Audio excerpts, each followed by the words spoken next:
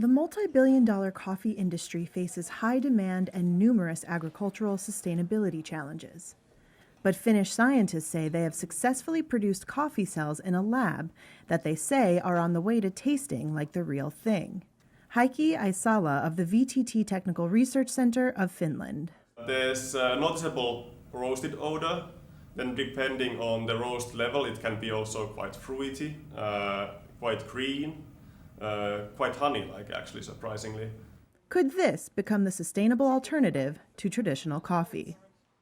We propose an alternative process here. We skip the farming part and we use plant cell cultures instead. So actually real coffee cell cultures, but they are not generated in the field, but instead we are growing them in bioreactors. That's Heikko Rischer, the leader of the VTT research team. So the main idea with all these processes, basically using the cellular agriculture to substitute agricultural commodities, is of course to have a better sustainable process. And the sustainability challenges for coffee are numerous.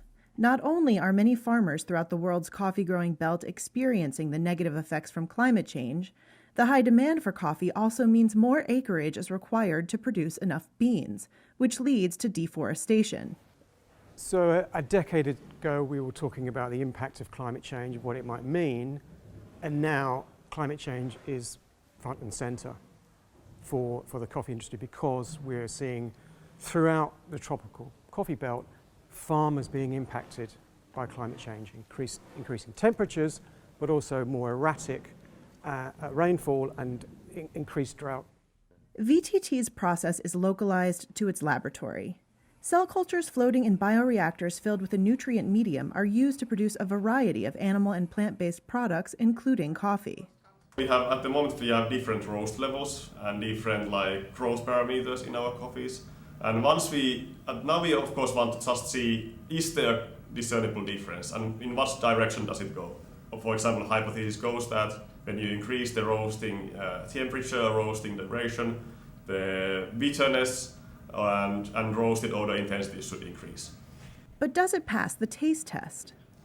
Not of course 100%. It tastes a combination of different types of coffees, but of course we are not there yet with the commercial variety. But it certainly does resemble coffee at the moment. In Europe, the lab-grown coffee would need to be approved as a novel food by the European Commission before being marketed. But Satu, a barista at a downtown Helsinki coffee shop, thinks people will be into it. I think someday, of course, because I think we're going that way because of all the natural coffee sources are vanishing, so we have to move along. But yes, I think when the day comes and if it tastes, then it's like the aroma is coffee based, so why not? I think it's possible.